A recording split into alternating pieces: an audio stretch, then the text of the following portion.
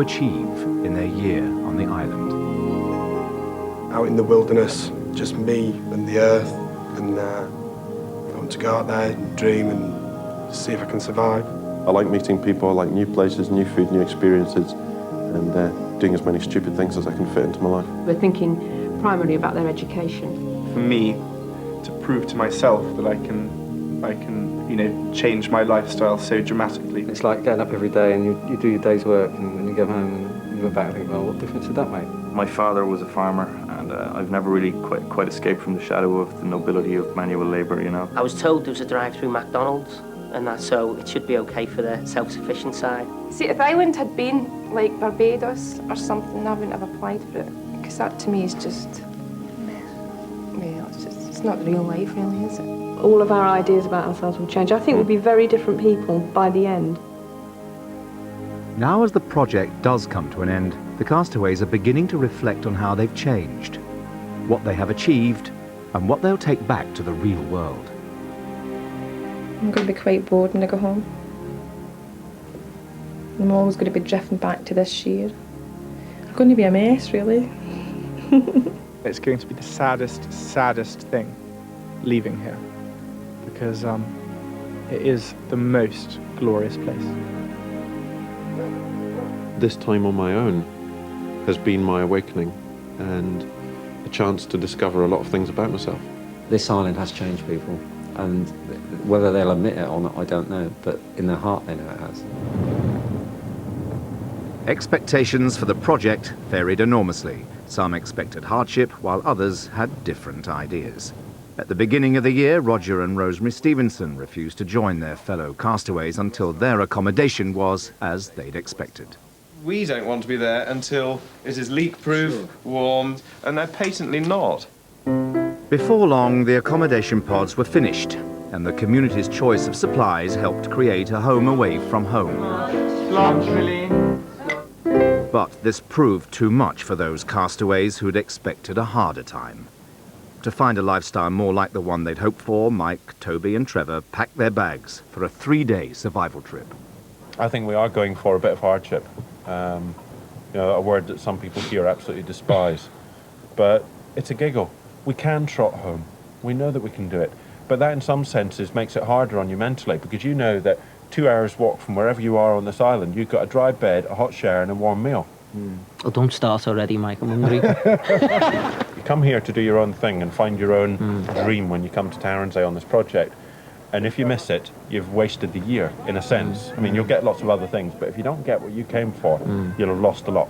See you tomorrow morning, all right? Bye. The intrepid threesome took a video camera but no food or shelter with them.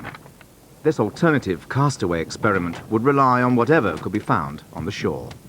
What do you think will be on the menu tonight, lad? Bit of seaweed. Now, hopefully, this looks like some good places to fish. Yeah, I don't think I've stooped to eating seaweed quite yet. Nah, I'd rather do 2-3 days without. Definitely. Yeah. Seaweed. You sure this is safe to eat? Let's just get it over and done with. Good lad. Ooh, get it down.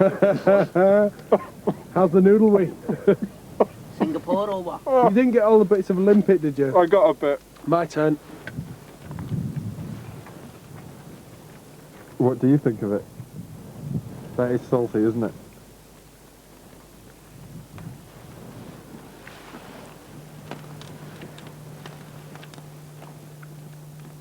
Actually, it's not bad, is it? Bollocks.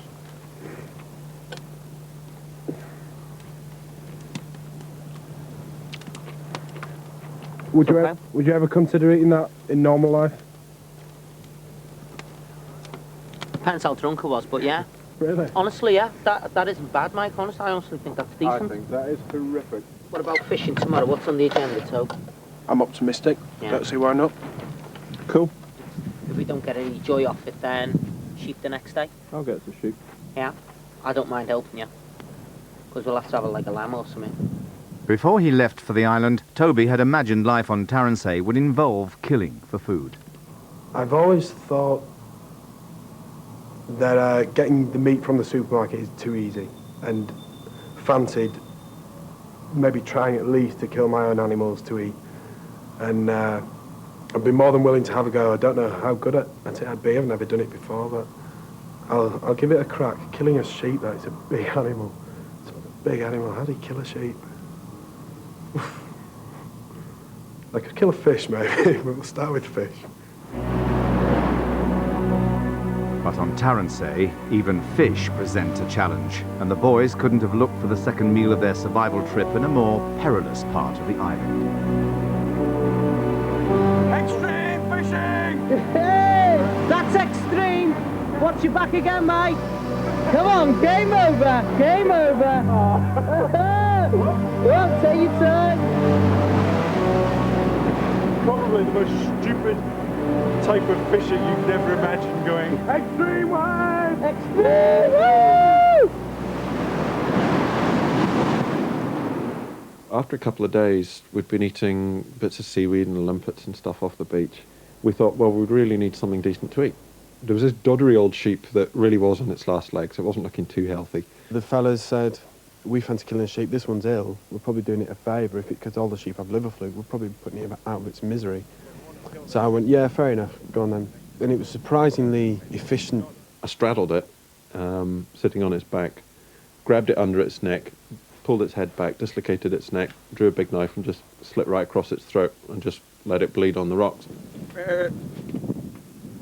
And now we're having jugs with its body parts. This project was the biggest thing to ever loom in my life, and I had such strong ideas, as most of us did, about the way it should be.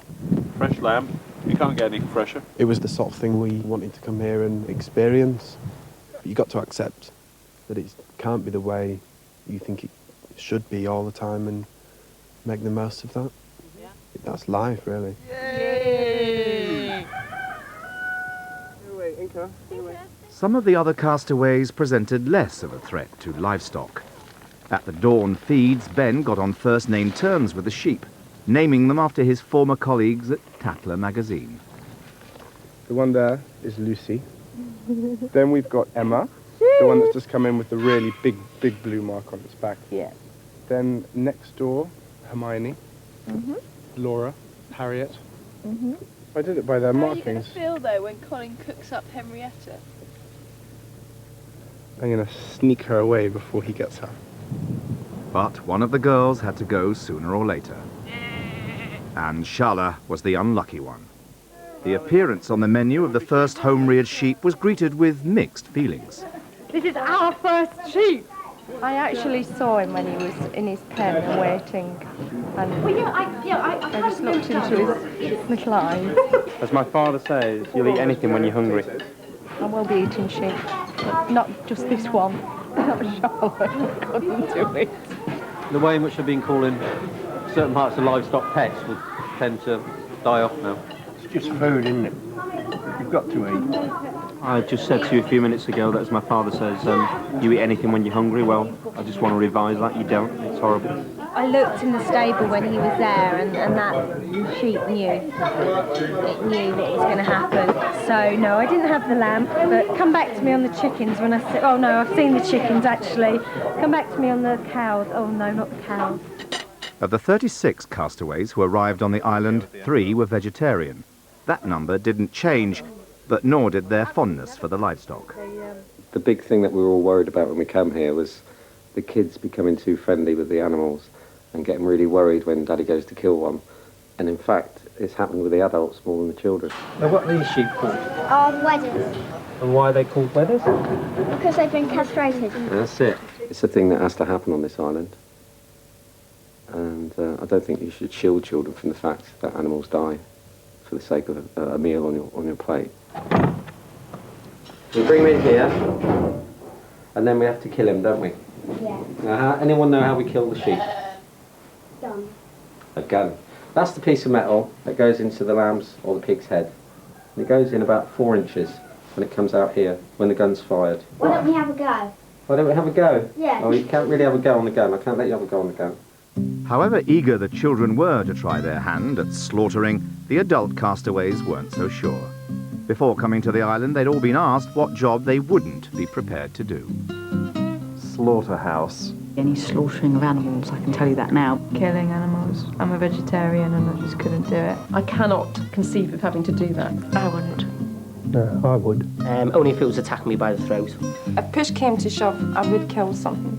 You just have to get on and do it, really. You'd find a way. Close your eyes and stab it. I wouldn't be very good at killing an animal. I'd have to leave that for somebody else to do. Painter and decorator Colin Corrigan volunteered and was trained to be the community slaughterman.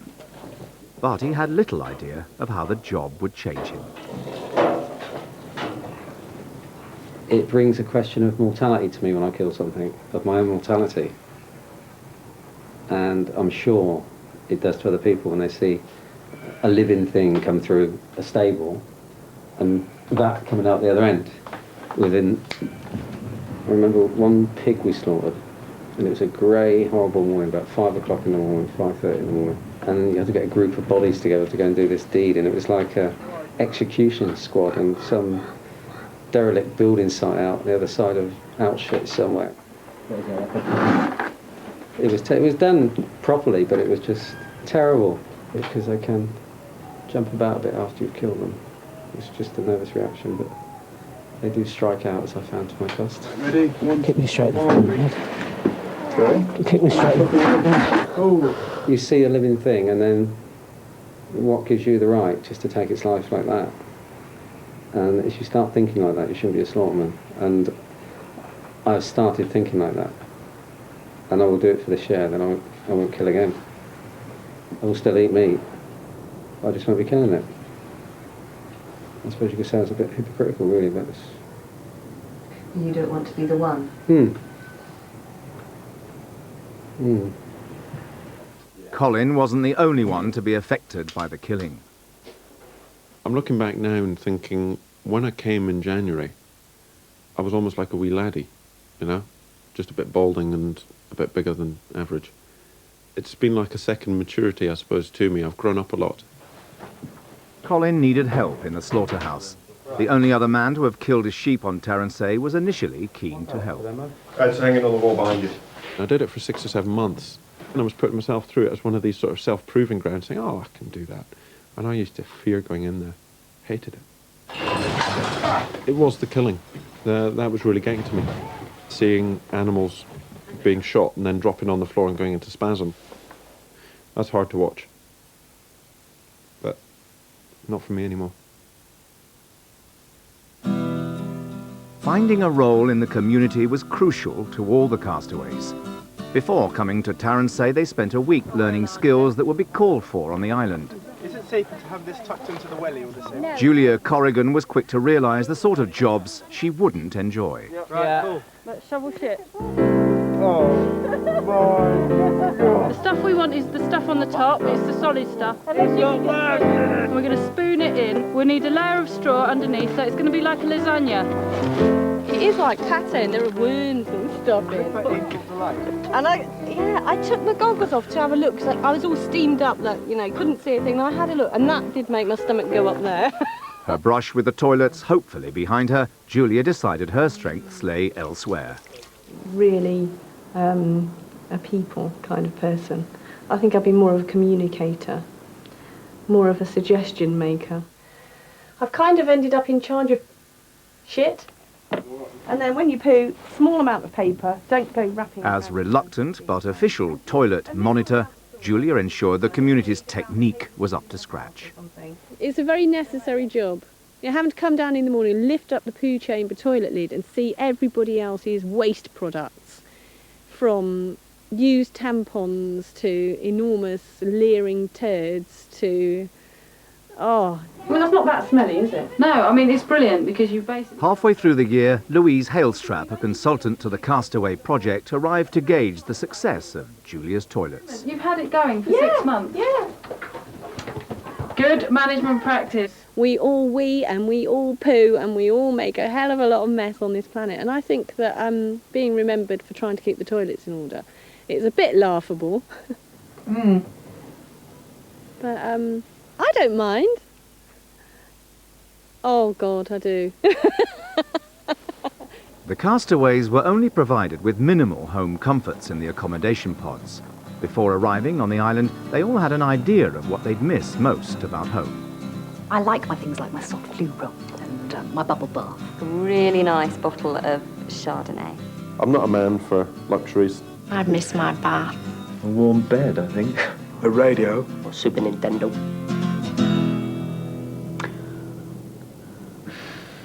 I like hot water and plenty of it. There won't be hot water on tap. There won't be central heating. And if I'm not prepared to tolerate it, what the hell am I doing here today? It's the personal hygiene aspects of it. You don't want to end up smelling like an old horse. I don't know. Maybe an eyeliner. Tasha, you take a chapstick. Certain foods probably going to miss, certain drinks, not that... I was going to say I'll miss a pint in the pub. To be honest, I could have left behind half of the stuff that we brought with us. Brand new, never been worn. Late in the year, the Castaways held a swap sale where anything that had been brought but never used could be offered up for barter. I've got some swappable things. I think, oh, it smells like my granny. Oh, look at that. Oh, lovely. We wear the same clothes day in, day out. I mean, I wore a pair of socks the other week for about a week until it got to the stage that I could smell them even with my boots on. I mean, I've got endless jumpers I haven't even put on. I didn't even need them at all. I ended up with even more things I don't want or need. Well, I said to Porrick this morning, you're looking very clean. He said, yeah, I had a shower 3 days ago. And I said, oh, right. He said, yeah, I hadn't had one for 3 weeks. Nobody notices. That's because we all stink together. Soap. Ben, I haven't used soap since I Smooth had spots. for sensitive skin.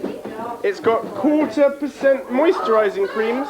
For anybody sitting at home with an automatic washing machine, central heating, an electric coffee maker and a nice flushing toilet, you would probably, if you were just instantly transported to Tarrant's and had to live like that for a week, you'd be horrified by it.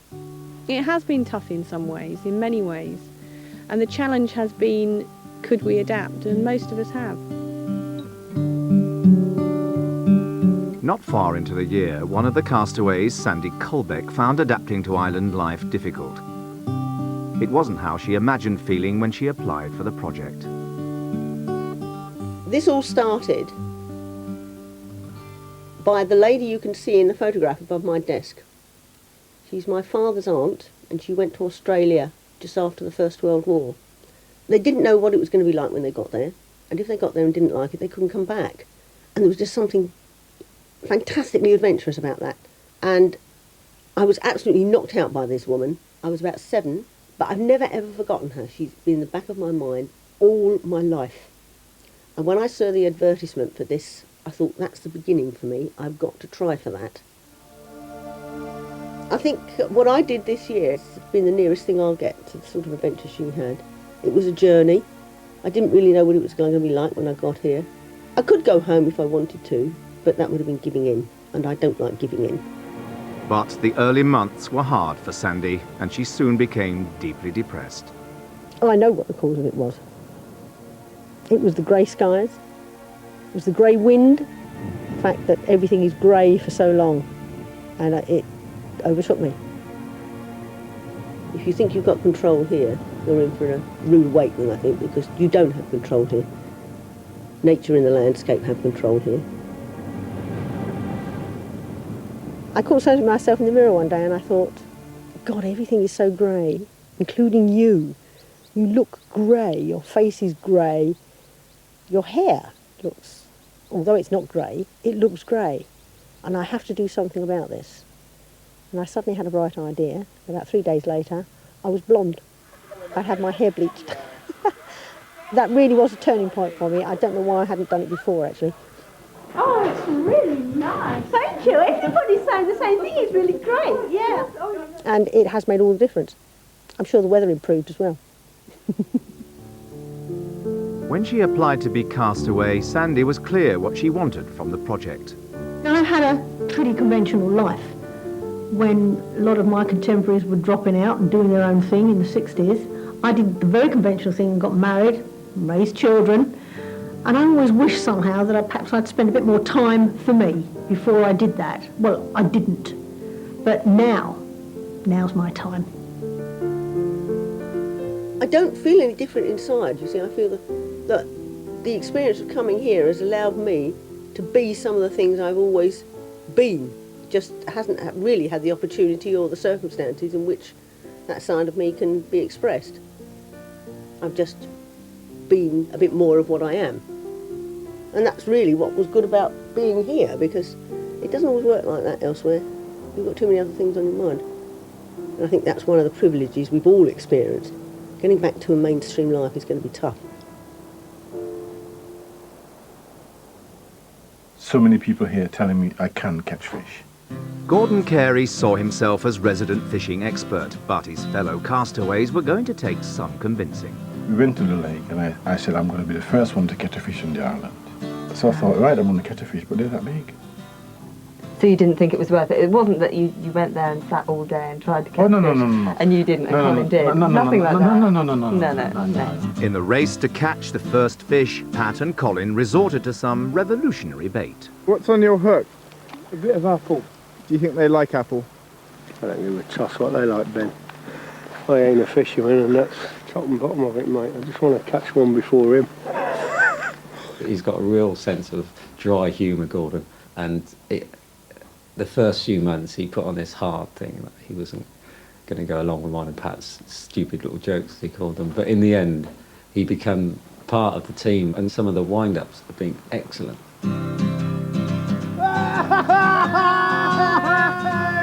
Hey! Gordon! Gordon! Just a fish, a fish, a fish. A dirty big salmon trout. It nearly knocked me out. Apple now. Anything. Anything is worth a try, mate.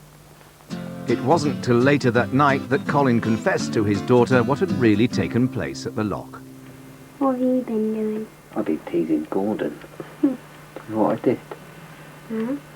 I went and took him fishing with Patrick, and I took some of the dead fish with me. And do you know what we done? What? Where'd you put it, Cole? Through the mate? We put the dead fish on the hook when Gordon wasn't looking.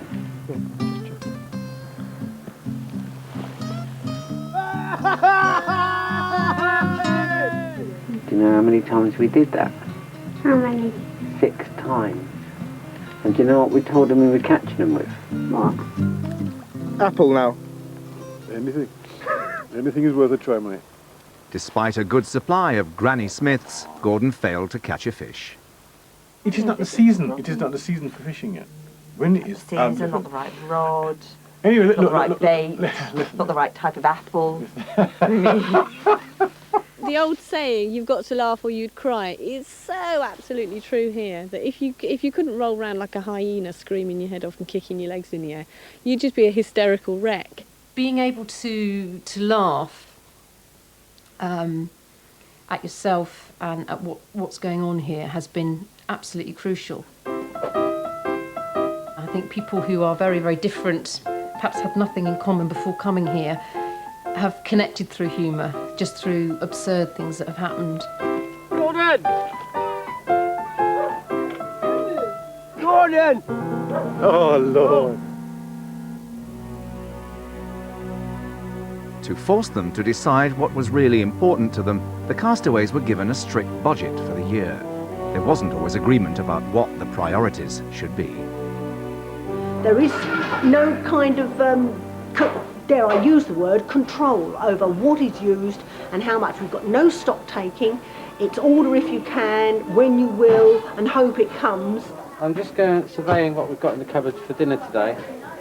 And we've got quite a lot, actually. We've got 18 packets of sea salt, which I'm thinking of doing something nice with. I wanted to do mincemeat to go with some baked apples today. Could I do that? No. Nice bag of chilies, organic of course, because they're the best chilies. I can't even find any plain flour. Bag of organic dill herb, which would go nice with the sea salt, I thought. And perhaps some organic ginger. So, what are you going to cook for lunch today? I don't know, but it'd definitely be organic. People have got the wrong discing up here when it comes to this business. They're just not thinking about how we even out the use of what we've got. As a result, we haven't even got any flour to make a simple cake. What else can I say? Sandy appointed herself supplies monitor and began to spend. By the middle of the year, her spending policy had filled the stores, but less than a quarter of the budget remained. It's just incredible the amount of stuff we're getting every time the boat comes in. How can we possibly need this much food? And she's still ordering stuff that we don't need. We only thought there was 10 sacks of potatoes to come in total. She's ordered 30. Like tomatoes, those are about to come out. Cauliflower's just arrived. We've got cauliflowers growing. We have got a lot of big beans, haven't we? I think there's an offer on. We're all very worried about the budget, and we are over budget. We've only got £12,000 left and 6 months to go. Sandy's reign ended when she resigned as supplies monitor. You can only do the best you can do, and if my best wasn't good enough, tough, you know. All I can say is that if it wasn't good enough, they weren't falling over themselves to get in front of the queue to take on the job. If the budget ran out, the project would be over. Under this pressure and with arguments flaring about rules and who was working hard enough, morale by midsummer was the lowest it had been for months.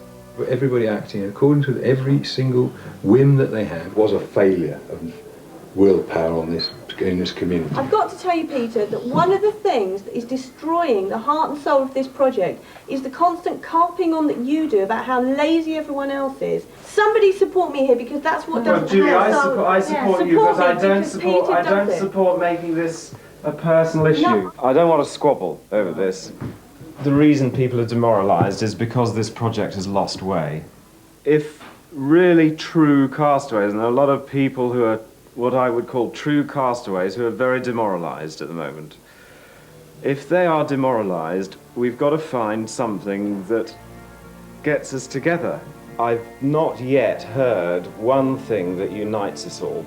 I haven't heard any effort to get a project that we can all do and enjoy. We have to find a project that unifies us. Roger's idea to collect peat to burn in the winter months lifted the community's failing morale and saved thousands from the budget that would have gone on fuel. Look at it, that is wonderful peat. I can't believe I'm digging mud. Bit wet still, needs a bit of drying out, but it's going down to the beach to dry out. And then we'll bag it up and put it in a boat, hopefully, and bring it home. It should burn with a deep red glow. You know, I never actually even knew what peat was. That's sad. I'd heard about people peat cutting in Ireland. I thought it was something to do with potatoes. But this isn't the best peat. Come in! Spartacus! I'm Spartacus! No, you're not! I'm Spartacus! Help! I'm being... Goes to show people do work. Life was very exciting at first. We had lots of things to do. And then gradually it slowed down, and that's when you start having to be introspective. Every single possible angle related to yourself has just been looked at by other people and by yourself, so it's kind of like an incredible examination of your character. It was in the quieter months that Trish made a video diary, revealing something she had kept to herself for years. Thinking about why I'm here. And the amount of times I've been asked by Tanya or Paul or Chris or Roy, why are you here? I've always lied. My life is ruled by my weight.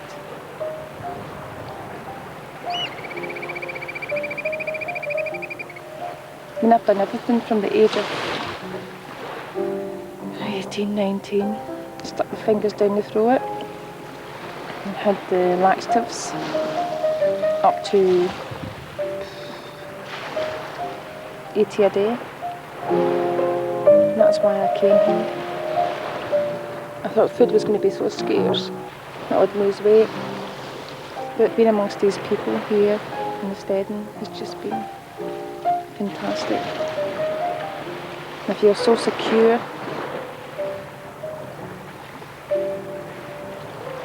I'm a lovely person. As far as I'm concerned, the last 27 years I've been absolutely miserable. So I've always been trying to be perfect size, the perfect size tame. You're going to have to learn to stop it, because my poor body's just had enough.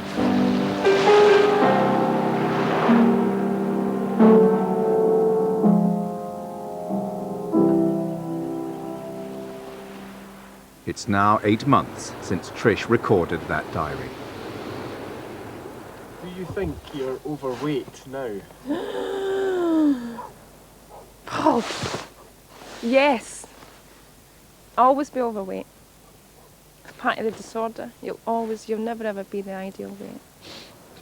But being here has been an absolute godsend to me. And it's like there's been a brick wall up for so many years and it's been knocked down, and all this light's coming in, and even the world looks more colourful. It sounds dead silly. When you get up in the morning, you think, God, isn't it great? Because you don't have this frigging great, like, big black cloud above your head that's going to piss on you.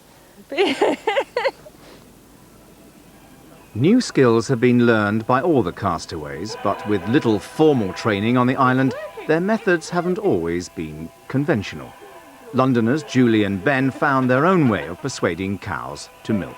Well, she wasn't milking on her left side, and we thought, you know, perhaps some nice music might help her relax and just go with the flow. And actually, it's working. This is a bit of Dvorak's New World Symphony. Now this beats working on the computer. I think this is the most exciting thing that I've done on this island. I've always dreamt about milking cows.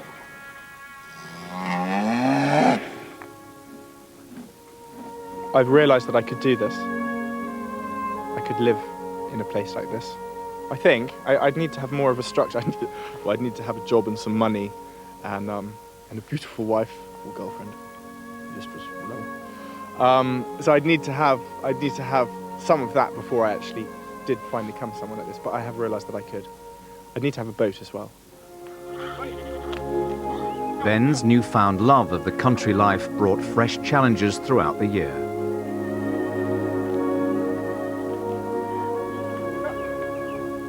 As soon as we think we've done everything with the sheep, yeah, suddenly we think, oh no, now it's shearing to do. Because we don't have a huge amount of experience between us, and well, people like me didn't do a lot of shearing at Tatler magazine. It means it's sort of trial and error. Yeah. Pause. Hold the head back and You just... over. That's it. Right, that's better. Do it like that. Is it blunt as anything? No. Okay. I've got some little sewing scissors. No. Don't think so, Ben. Maybe not. There is that electric thing, isn't there? Hang on a minute. What about the big scissors that we got in the schoolhouse? I've learnt a gazillion new skills, whether that be from animal husbandry to making cement, baking bread. I had no idea how to make cement or bread. Now I can do both. Might get them muddled up sometimes. And the weather.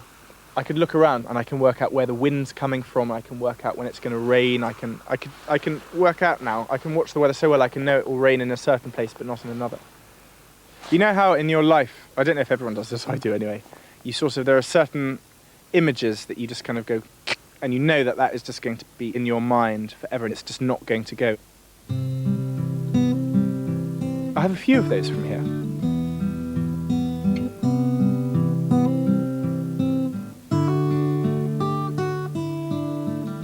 The sunsets and the light. I'm on another planet here. It's just nothing like anything I've ever experienced before. The light is different, the air smells different, even the ocean tastes different. Powder blue skies and white sand and silence. Fire, stone, stars, moon, waves, turf, cawing rooks, bleating sheep, deer rattling, wind across heather, moonrise, sunrise. Beautiful. I keep having disturbing thoughts where I'm imagining myself going back home, and I'm imagining myself walking along a really busy street and on a bus. And that does scare me a little bit right now. I don't know whether I'll be able to fully go back to London. After 9 months on the island, Trevor's greatest lesson came when he had to leave it. At the end of August, his father became critically ill, and Trevor was allowed home to Liverpool to be by his side. But it happens to everybody, doesn't it? Everyone's dad's going to die, everybody's mum's going to die. You know, I'm only in the same boat as Christ, everybody else, or everybody else will be in that boat. It's better than burying your own kids, isn't it? So it's the way the system works. I love you and miss you, marry me! You know, I was saying to Toby before, Christ, there's 30 of us. When you go away for a year, some family member will die. Right, where's Trev keep his wine then? Come on, let's go. While on the mainland, Trevor kept a video diary. He was with his dad every day, but seeing the fate of others in the hospital also affected him. On Thursday night, my dad has said is in the recovery room for intensive care because there's actually no beds available, and a bed did come available. And a young lad was rushed in, and he got the bed before me dad.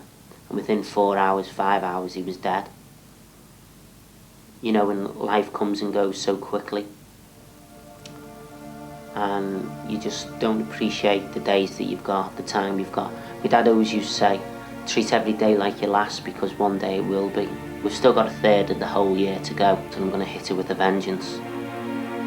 With his father stable but still in intensive care, Trevor decided to return to Tarnsay. He'd been home and was back to tell the tale. Hi son, are you well mate? Yeah, it's good to be back. It's surprising actually. Once I was driving back and you start seeing all everybody going to work and things like that, and it's shit. You know what I mean? You think it's bad here, but wait till you get back home. It's even worse. Honest, people going to work in the morning and it's just really hectic. So I'm going to enjoy my next 4 months. Definitely. And I didn't watch the programmes either when I was away. Wait till I tell you about Big Brother though. Whew. Shortly after Trevor's return, his father was released from hospital. What other things struck you about being back in the real world? Is it the real world? That's the problem. I think this is more real here than what's back there. Back there's all false. Because you get up in the morning, you get in your car and you go to work, and you're not telling the boss what you think of them. You're just getting on with it. You're coming home, you're paying your mortgage, and then you die. So really, for me, I've learned more about myself here. So I'd class this as the real world. Like, I looked at my family who I thought I knew, and then I thought of the friends I've got here, and I actually don't know my family that well compared to, say, Toby. You know, I know Toby inside out. He knows me. You know, we can virtually finish off each other's sentences, you know, and that's a friendship really that's going to be there for life. For Tammy, leaving her family was one of the hardest things about the Castaway project. But the former secretary was soon thrown into her new life. I went out this morning to feed the sheep and found this little lamb sprawled in a very weird position. Can't make it stand, and basically it's just a matter of waiting for Colin to come and hopefully put it out of its misery very quickly. Tammy wasn't off the hook yet. Colin had an idea to save another orphaned lamb with the fleece of this dying one. Do you know which mother it is? Which? Mother. This one thing we do, we put this coat on the other one. And she might smell him and smell find him him. and find him and come to him. Let me just do this first.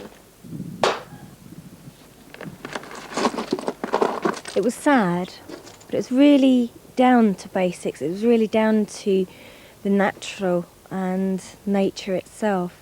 And it's something in my everyday life, and I should think most people's, you do not encounter, you do not come across. And to actually face that and experience it was just amazing. Well, this feels so weird. But now if I put it on back to front, he wouldn't know who's coming again. Such things were a far cry from Tammy's former life. When she packed to come to Tarnsay 12 months ago, she had never lived away from home before. It's me with my mum and dad. This is my nephew. Mum and dad here again. This is Pebbles. And then down here is my nan who lives with us, and our little Westie dog who passed away recently. It is a long step. I feel It's a long step that we've both taken. Tammy deserves a life of her own. She deserves to go off.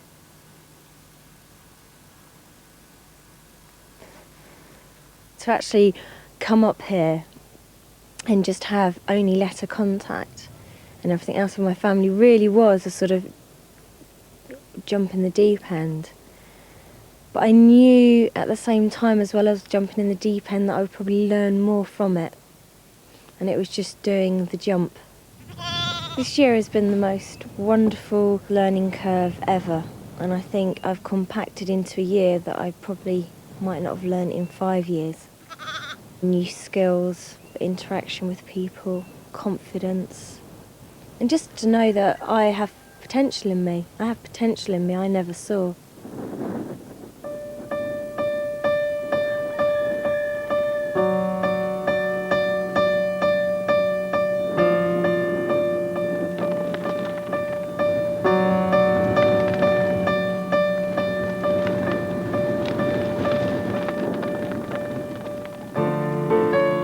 The presence of families on Taransay was crucial to the Castaway experiment.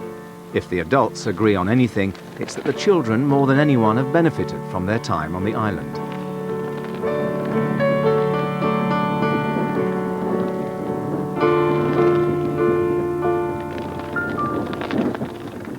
You can give them more freedom in a way because it's such a safe environment. Natasha has had the kind of freedom that we enjoyed when we were children, that our own children don't really enjoy normally. One of the biggest things for me was to bring Tash here to get some decent values in life inside her that you can't get on the streets of London or the streets of Cheltenham. We lived in the tenements of Glasgow, and if you want to go out and play, my mum would say no, you can't because it's too dangerous. And I always vowed that when I had kids, if they wanted to do something, I'd let them go and do it.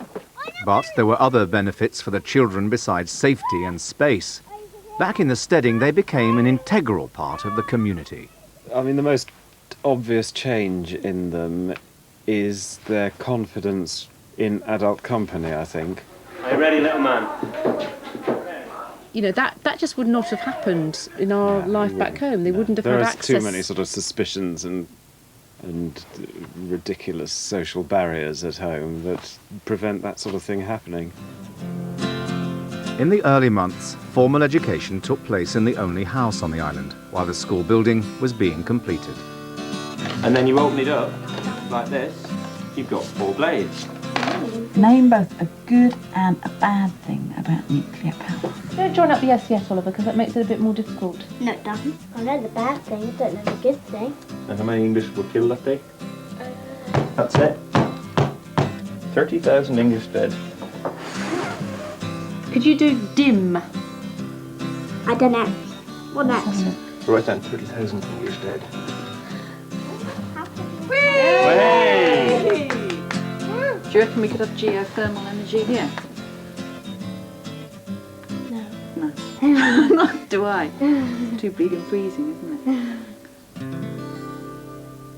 You know, the family's really pulled together to provide an educational system that is a bit wacky, but at the same time is completely, how can I put it, it's really vibrant. You know, if I go back and they tell me that Natasha's behind, I won't believe them.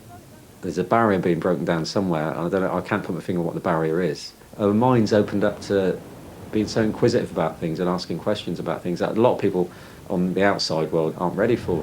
School's been cancelled and we're building a snowman.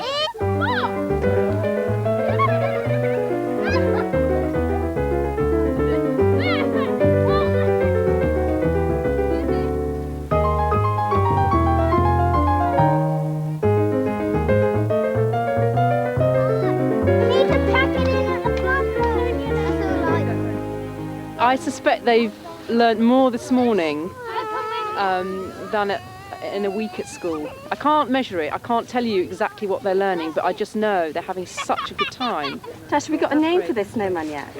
Carrot head. For me, that is just worth several weeks at school, actually. Now, do you know what's funny about The system may have been dynamic, but it was not without its problems. The volunteer teachers felt 2-year-old Aaron Carey was too young to attend class all day. and asked his mum, Cassie, to bring him for the mornings only. Cassie, there's nothing I'd like more than to have Aaron there all day, but unfortunately we're trying to educate 8 children and it's really difficult. It's pointless for him to go to school for half a day if he's not going to learn anything. Of course he's learning things. What is he going to learn by just playing Why around? don't you come and spend a day with us and see what we're doing? What's the point of going up there just to see just for one afternoon? You know what I mean? I don't. Rosemary, I just can't afford to come every day. I'm not a teacher, I'm a mum. I'm a mum with 2 kids. And I'm up there, just like anybody else, trying to work out what works best. And what we found was difficult was when we had Kira and Felix, Yone and Aaron together, it was very difficult to meet Aaron's needs because he needs a lot of adult input. He wants somebody to read him stories all the time. I mean, to me, my son has been segregated from the school, and that is how I feel. Opinions continue to differ over what responsibility the community had for individual children. It's kind of upsetting because you think, gosh, I'm only doing this out of the goodness of my heart. You know, I'm looking after one of your kids and I'm now being criticised because I can't cope with both of your kids. And it's sort of... I was promised and I was told that, you know, there are going to be enough teachers there for 8 children, you know what I mean? And it was nothing like what's going on now. And she keeps on telling us that in Birmingham he could go to school all day long. Well, but this is not Birmingham. This isn't Birmingham, and we don't have the facilities. I feel I get different treatment at times from some of the people, not all of them, because, you know what I mean, some of them, they will come and they'll laugh and they'll talk with you, but you know, behind your back, they're saying different things about you. She wants that little boy out of her hair every day. I'm sorry, but that's the way I see it. And I don't feel like that way about my daughter, and I think it's a damn shame. I really do, because that little boy's missing out. Varying expectations continued to produce conflict, but when it came to discipline and parental style, the project had brought together parents of radically different beliefs. They can bring up their child the way they wish to do so. I mean, if they want to have little pigs at home, then it's fine. You know, it's all right. I don't want none in here. I'm not wearing pigs. They parent differently from us. They parent less intensively in some circumstances than us. They're there in the stead, as our kids call it, less than we are when our kids are there.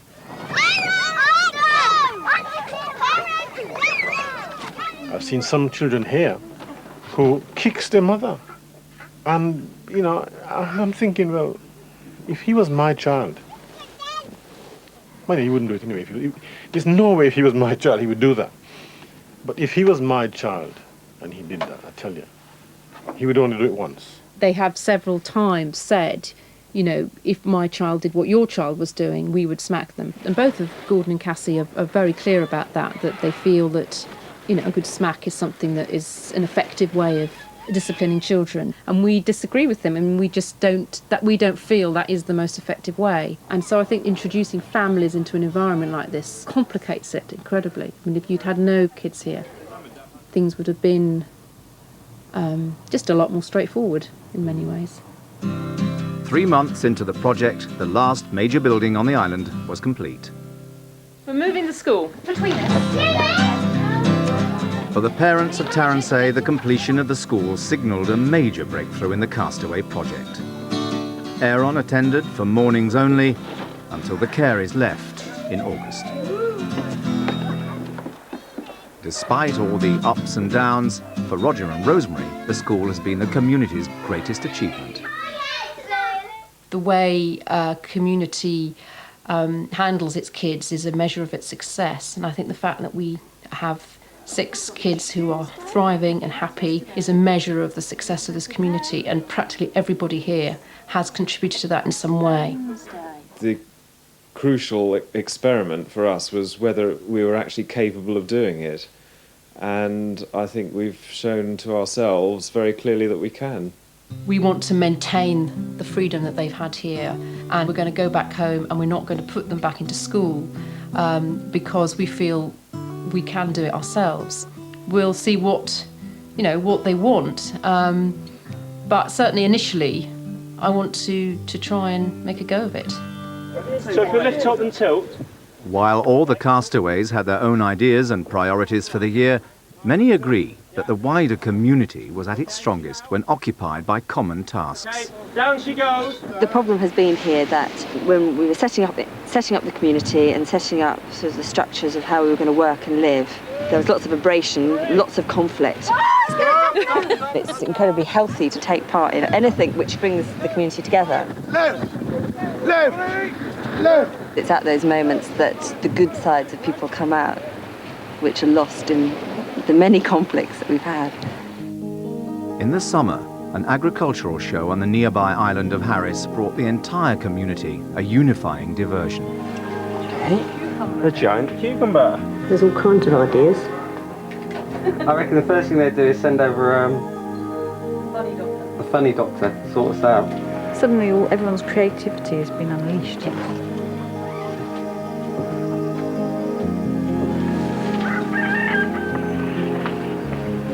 I think not. So, what do you reckon its chances are on winning a prize? 0. I don't know what the competition's like. I have no idea. If it gets judged on its circumference, it might do quite well. I mean, there could be ladies here who spend all winter making beautiful stuff like this. But it's not all about size, is it, Liz? No doubt. No. It's just a little bit of local cement, really, isn't it? You know, joining people together. Tanya and Rosemary were allowed to leave the island and filmed their progress as envoys to the show. For one day only, they swapped the isolation of Taransay, population 34, for the hustle and bustle of Leverborough, population 350.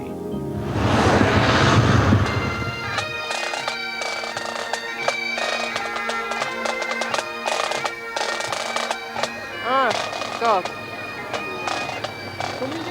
Now that is amazing. What's the significance? First ice cream of the year.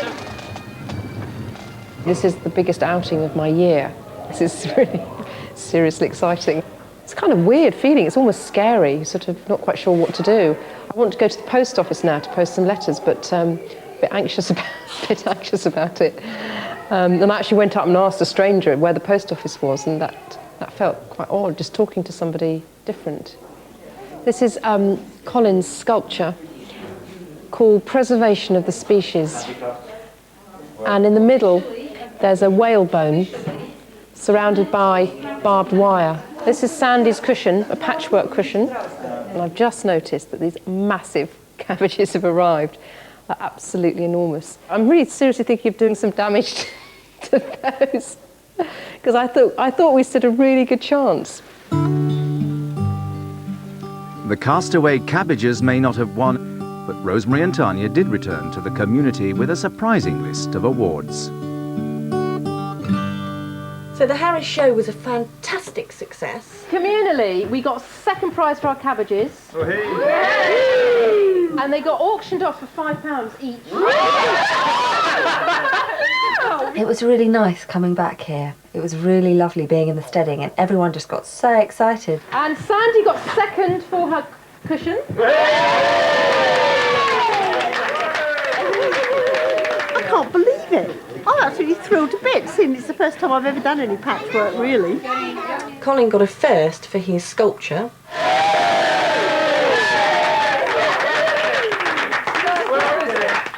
And I tried to persuade him not to send it, because I said that the Harris show wasn't ready for his idea of art. I told him not to send it! And he won first prize, so he's really pleased with himself about that. The news which got the biggest roar was that Rosemary and I had eaten an ice cream. Vanilla, with those sort of whippy ones with the flake in. 99 there. Did you bring 35 back? And I must admit, we were a bit naughty. We did go to a shop in Leverhulme, and we got into a complete panic because A, we'd forgotten really how to use money, and B, we didn't know what to buy. We were suddenly thinking, we saw all these things in the shop, and actually what it made us realise was that we don't need any of it. We didn't need to buy anything. And we ended up buying bizarre things.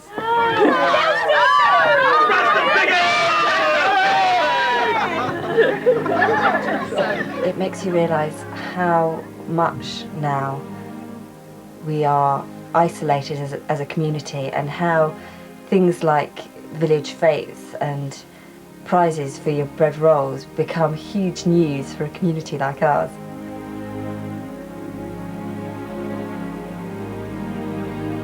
And it felt like coming home. It felt like coming home to my family.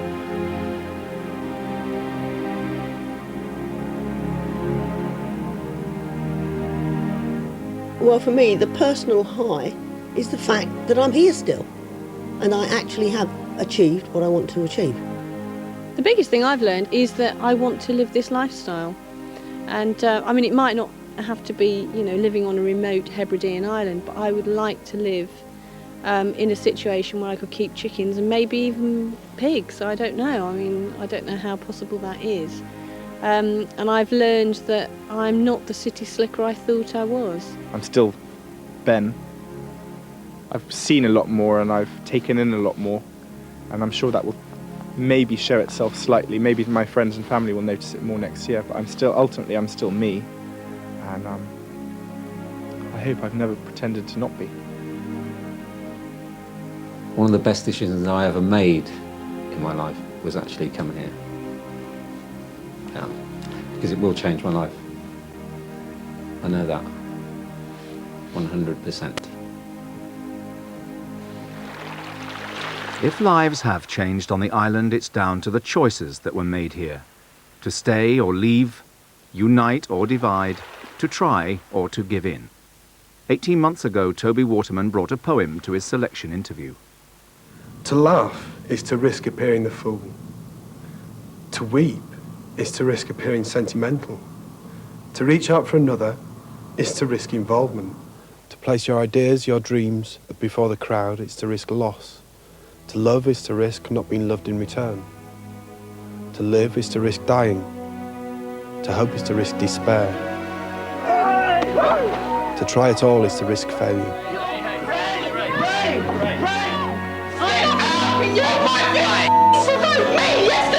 But risk we must, because the greatest hazard in life is to risk nothing. The man, the woman who risks nothing, does nothing, has nothing, is nothing.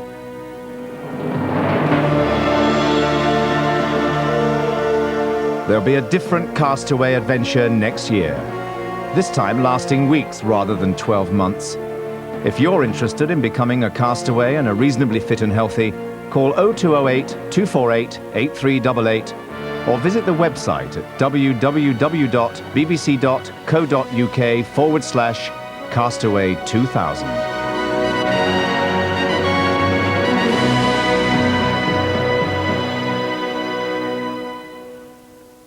And the dramatic year of the Castaways is documented in this book that looks back at the arguments, romances and events that have entertained them.